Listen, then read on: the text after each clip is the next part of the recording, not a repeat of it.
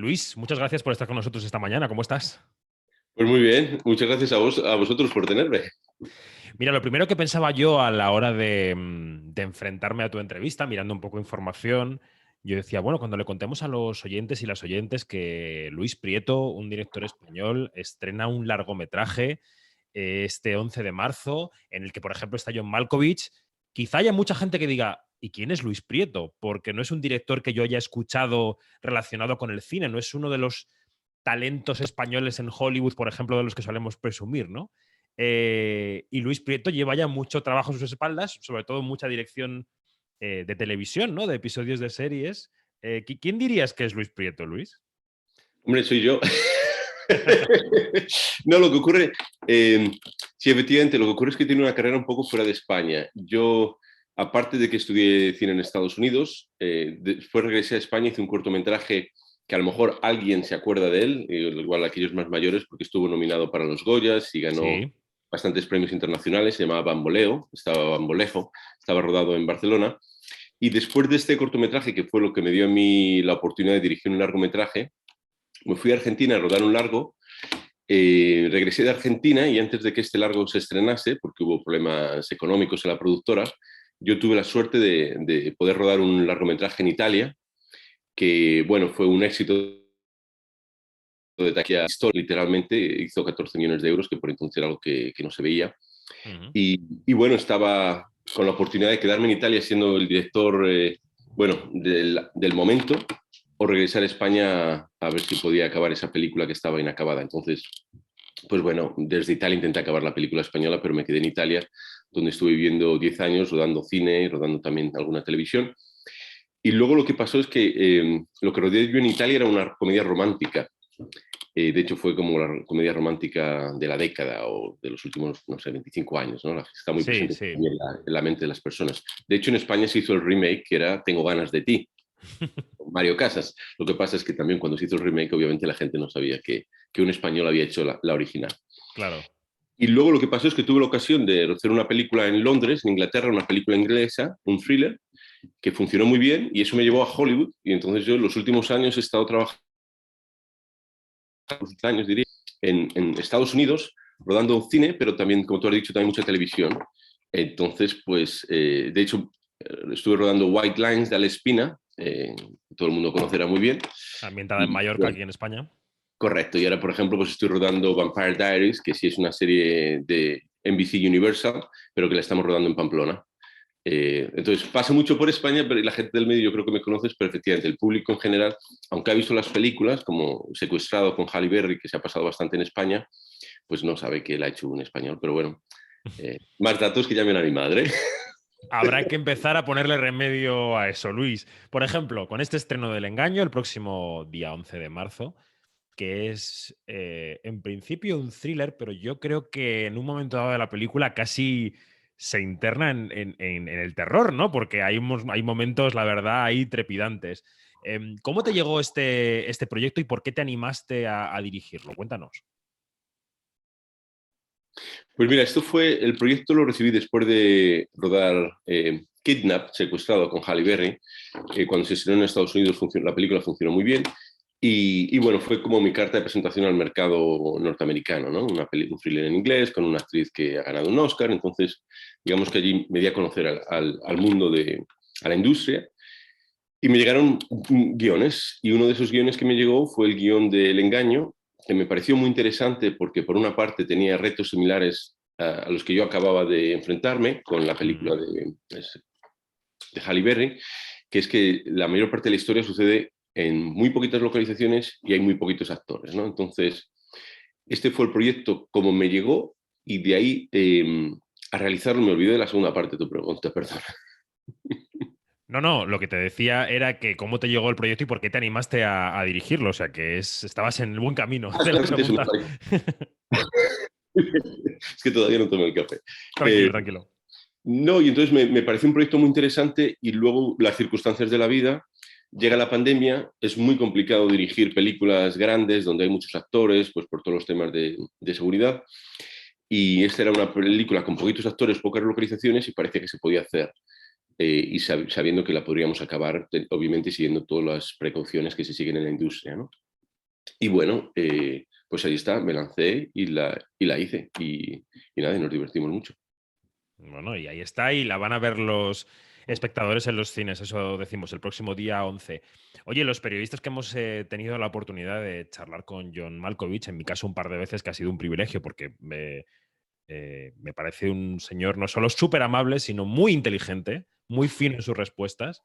Te quería preguntar cómo ha sido trabajar con él, porque también tenemos la impresión de que debe ser una fuerza de la naturaleza en el set de rodaje. Bueno, efectivamente, lo has definido muy bien. John es una persona maravillosa, es muy culta, tiene un gusto exquisito para todo. Ujú. Eh, y además es una persona muy amable, una persona muy cariñosa y muy que está con los pies en la tierra. Es decir, es lo que no te esperas de una estrella de Hollywood y mucho menos de alguien como él que ha rodado tantas películas y que además ha representado tantos papeles de malos, donde el malo es muy malo. Entonces esto yo creo que sí, aterroriza un poco de él, pero es todo lo contrario. De hecho, te cuento una anécdota. Por ejemplo, un día tuvimos un problema con la silla de ruedas del protagonista, se rompió Sí, sí. con toda la acción, y John se puso de rodillas allí como, bueno, a intentar arreglar la silla de ruedas Con el con, los, destornillador. con el destornillador. El otro día se puso a barrer porque vio que el suelo estaba un poco sucio y agarró una escoba y Ah, se mira. puso a barrer, ¿no?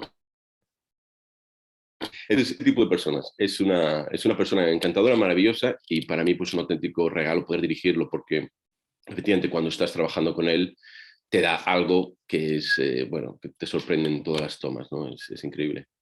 Pero en esta película, además, su personaje es fronterizo. Tú decías, tiene esa pinta de malo, ¿no? Es fronterizo entre el bien y el mal. No sabemos realmente, no quiero revelar tampoco nada de la trama, pero no sabemos realmente cómo respira o con quién va en esta historia en este thriller, ¿no? ¿Qué aportaciones hizo él al guión, al proyecto, o se ciñó a lo que tú traías al set de rodaje, Luis?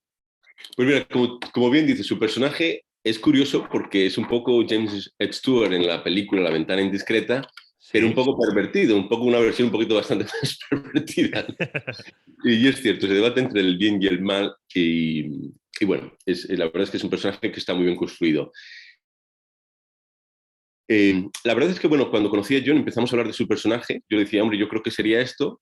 Por ejemplo, incluso en temas del vestuario, yo le presenté diferentes opciones y la más horrible, que al mismo tiempo era la mejor, fue la que él eligió. Dice, Luis, pues ya que estamos, yo creo que iría por esa, ¿no? Y yo le dije, pues era mi favorita, así que me alegro que la hayas elegido, pero pensaba que era demasiado, ¿no?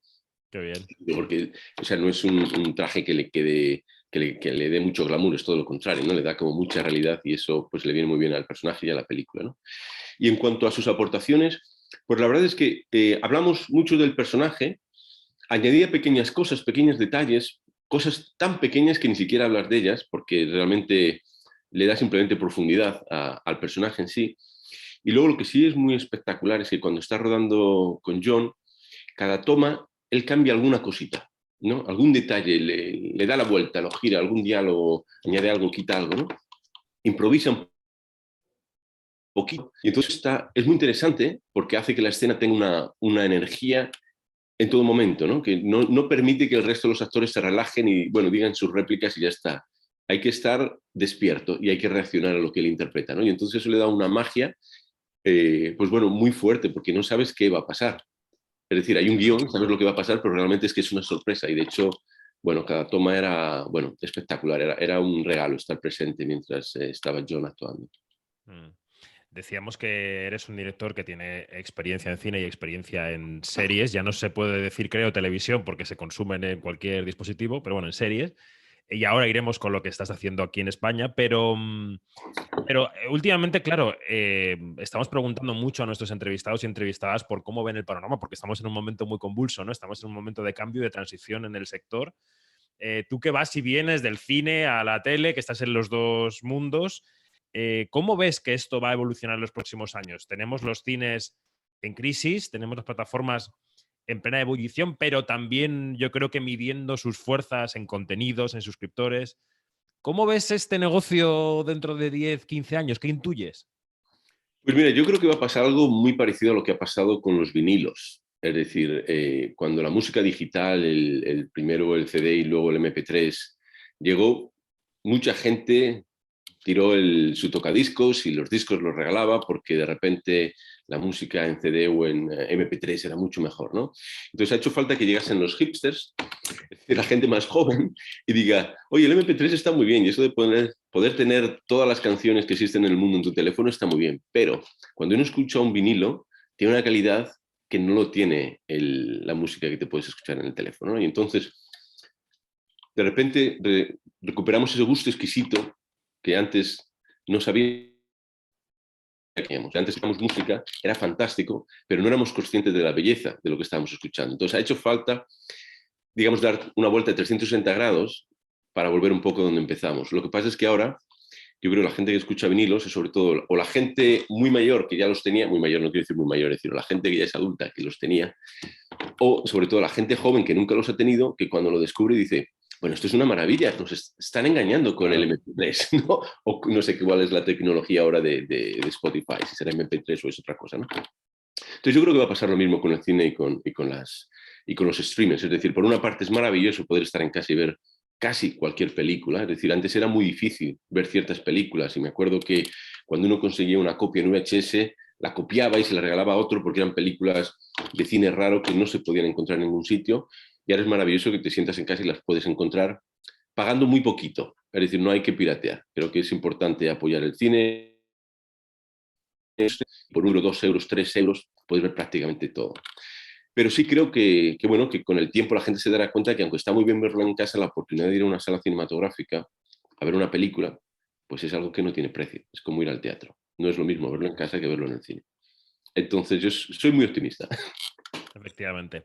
Bueno, y para acabar, Luis, estás, como decías, rodando en Navarra esa serie de vampiros que tú citabas antes como Vampire Diaries, no sé si será Diaries o Academy, ¿cómo es el Es nombre? Academy, perdona, sí, es Vampire Academy, de los creadores también de Vampire Diaries, pero esto es Claro. Vampire Academy. Y bueno, esta saga vampírica tuvo una adaptación al cine en el año 2014. Ahora va a ser una serie, creo que diriges varios episodios, no sé si son 5, pero bueno, tú nos dirás. No sé si has firmado con sangre de vampiro no contar nada, pero ¿qué nos puedes contar de lo que está ocurriendo aquí en Navarra en ese rodaje? Pues quiero dar bueno, pequeñas anécdotas que como los vampiros viven de noche, estamos rodando todas las noches. Y Ah, entonces rodar bien. en Navarra por la noche en invierno, pues es fresquito. No, la serie está muy bien. Yo ruedo 2 capítulos. Ah, 2, perfecto. Sí, pero parece que son 5, porque la verdad es que es una serie muy grande, es preciosa, con una complejidad enorme por todo, porque hay muchos elementos de época, por así decirlo, ¿no? Es muy elegante la serie, por así decirlo. Puedo decir poco, porque se ha publicado muy poco, se está manteniendo todo como bastante en secreto, Es pero verdad. la verdad es que está muy bien y creo que va a ser también muy bonito cuando la gente vea que esto se ha rodado en Pamplona, ¿no? O se ha rodado en Navarra y en Zaragoza, ¿no? Van a decir, wow, qué bonito. ¿No? Es decir, que tenemos un gran set en nuestro país, entonces se está aprovechando mucho con las series internacionales. Efectivamente. Bueno, pues ha sido una conversación con Luis Prieto, el director del Engaño, que llega el próximo viernes 11 de marzo a los cines. Un placer, un placer. Además, quien vea esta entrevista en vídeo ya te va a poder poner incluso cara, o sea que perfecto, ya está. Ya de aquí a ser Bardem, Penélope y Luis Prieto. Muy bien, muchas gracias David, hasta Un abrazo pronto. muy fuerte, adiós. Igualmente, hasta luego.